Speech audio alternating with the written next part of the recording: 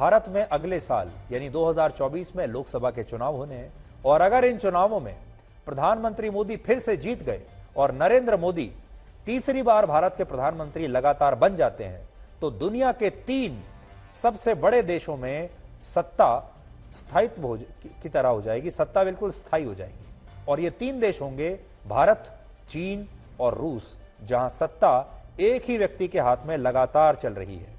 Russia में इसलिए क्योंकि वहां वर्ष 2012 से ही व्लादिमीर पुतिन राष्ट्रपति के पद पर हैं और 2021 में वहां एक नया कानून आया जिसकी मदद से पुतिन 2024 में अपना दूसरा कार्यकाल समाप्त होने के बाद भी वर्ष 2036 तक रशिया के राष्ट्रपति बने रह सकते हैं।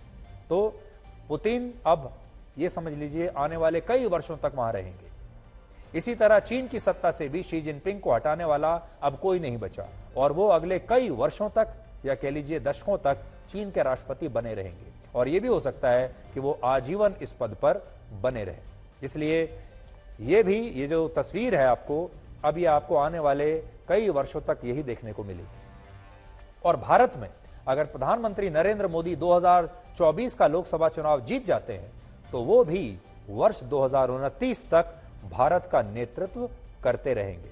कुछ समय पहले इंडिया टुडे ने एक सर्वे किया था जिसमें देश के 52% लोगों ने कहा था कि अगर आज चुनाव होते हैं तो प्रधानमंत्री मोदी को वोट देंगे, जबकि सिर्फ 14% लोगों ने कहा कि वो राहुल गांधी को वोट देंगे। यानी अगर प्रधानमंत्री मोदी 2024 में फिर से जीत जाते हैं तो वो 2029 तक भारत के प्रधानमंत्री बने रहेंगे।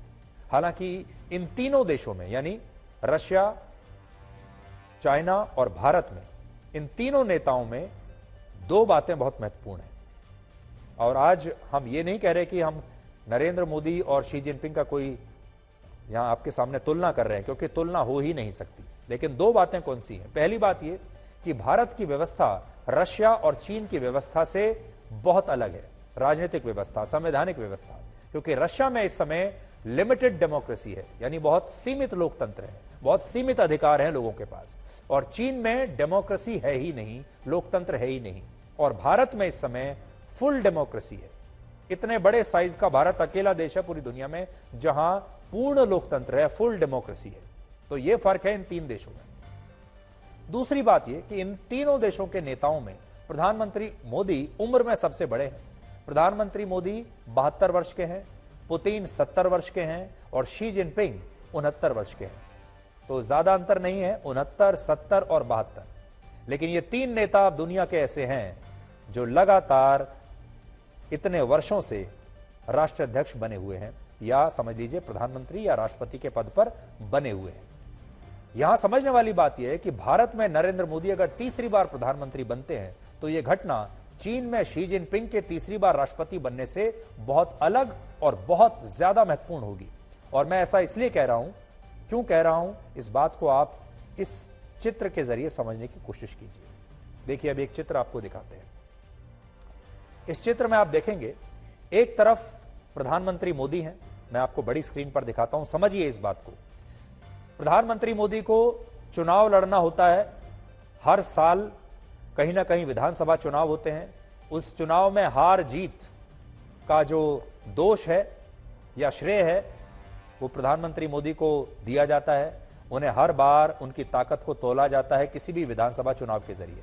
फिर 5 साल में लोकसभा चुनाव होते हैं, वो उन्हें जीतना होता है।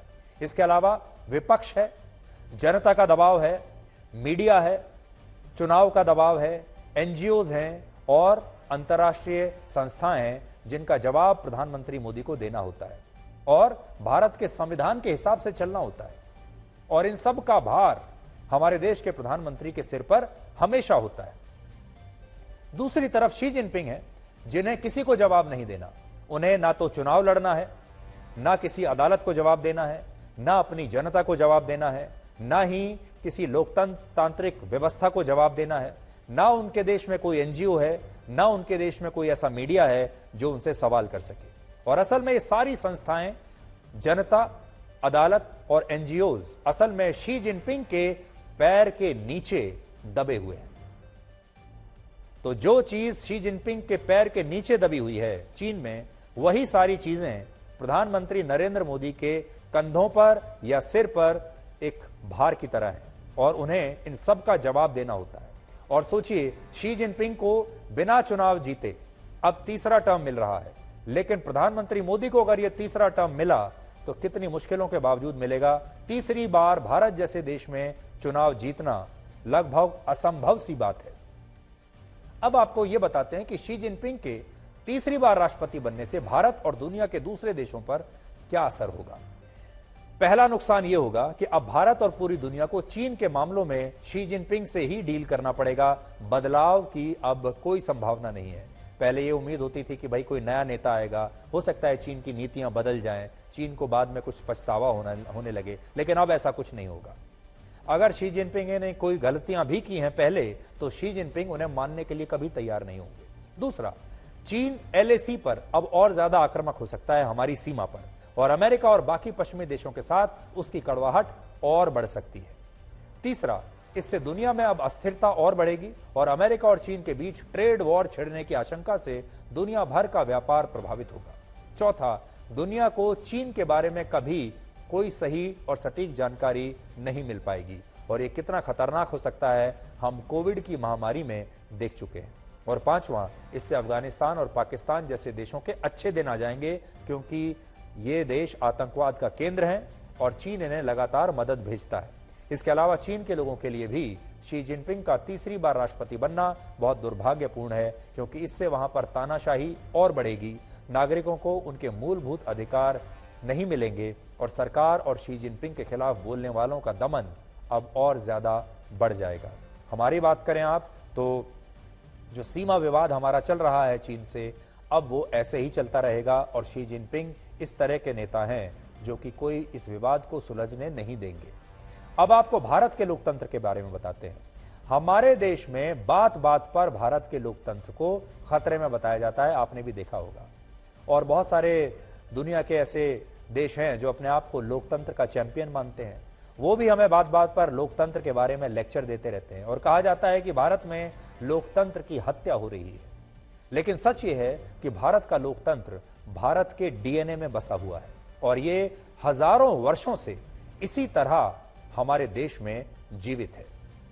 भारत के शिक्षा मंत्री धर्मेंद्र प्रधान ने दिल्ली की जवाहरलाल नेहरू यूनिवर्सिटी के दीक्षांत समारोह में एक बहुत महत्वपूर्ण बात कही है, जिसमें उन्होंने ओडिशा के कलिंगा राज्य का उदाहरण देते हुए बताया है कि भारत में आज से 2200 वर्ष पहले भी लोकतंत्र के फुटप्रिंट्स मौजूद थे, लेकिन इसके बारे में कभी भी विस्तार से बात नहीं हुई। आज हमारे देश के शिक्षाविद, इतिहासकार, लेखक, साहित्यकार और उन लोगों को यह बयान बहुत ध्यान से सुनना चाहिए जिन्हें भारत का लोकतंत्र अक्सर खतरे में दिखाई देता है। लेकिन सच यह है कि भारत का लोकतंत्र भारत की आत्मा में बसा हुआ है और यह कभी मर नहीं सकता और ना ही कभी भी खतरे में आ सकता है। भारत में प्राचीन काल से ही लोकतंत्र है और यह बात आज भारत के शिक्षा मंत्री ने कही है। आप भी ध्यान से सुनिए। 2200 साल पहले मेरे राज्य में, और आदरणीय राष्ट्रपति महोदय जिस राज्य से आते हैं उस राज्य में एक युद्ध हुआ था, कलिंग युद्ध। JNU के अंदर जब कहा जाएगा कॉन्फ्लिक्ट मैनेजमेंट के बारे में, पीस स्टडी के बारे में, बुद्धिस्ट स्टडी के बारे में, सम्राट अशोक, मगध सम्राट अशोक को उड़ीसा में चंडाशोक से धर्माशोक होते हुए यह वर्णित किया गया इतिहासकारों ने। मित्रों, तब जब कलिंग के ऊपर मगध की आक्रमण हुई थी, तब कलिंग में कोई राजा नहीं थे। There was a governance model, एक लोक समूह की लोक नेतृत्व था। यानी क्या था? 4 लोग बैठ के सम्राट अशोक के साथ लड़ेंगे। मैं उड़िया होने के नाते मैं नहीं मानता हूं कि मेरा पराजय हुआ था। 1 लाख लोगों की बलिदान के बाद अशोक को धर्माशोक बनना पड़ा। यही मेरा कैपेसिटी था, यही मेरा रेजिलियंस था। तब मेरे वहां कोई राजा नहीं थे, मेरे वहां डेमोक्रेसी था। भारत में 2200 साल पहले डेमोक्रेटिक फुटप्रिंट की मैं आपके सामने प्रमाण देता हूं। धर्मेंद्र प्रधान ने आज एक ऐसी बात कही है जिस पर हम इतना जरूर कह सकते हैं कि इस पर चर्चा होनी चाहिए। हमारे देश में इस पर एक बहस जरूर होनी चाहिए।